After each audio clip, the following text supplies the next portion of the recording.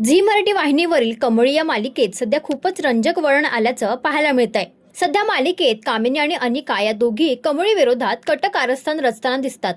दरम्यान झी मराठीने मालिकेचा एक नवीन प्रोमो शेअर केलाय। या प्रोमोमध्ये अन्नपूर्णा आजी आणि ऋषी हे दोघेही कमळीच्या मनापासून कौतुक करताना दिसतात। अन्नपूर्णा आजी म्हणते, कमळीने एका माणसाचा जीव वाचवलाय, त्यामुळे तिचं जितकं कौतुक करावं तितकं कमीच आहे। मात्र दुसरीकडे कामिनी आणि अनिका कमळीवर नवीन संकट आणण्यासाठी प्लॅन आखताना दिसतात। प्रोमोमध्ये पुढे अनिका म्हणते, आता तुम्ही फक्त बघा, कमळीला संकटात टाकण्यासाठी मी नक्की काय करते ते। तिला त्रास झालेला पाहून मला खूप मज्जा येणार आहे। याच दरम्यान कमळीची आई सरोज देखील खूप टेन्शनमध्ये असते।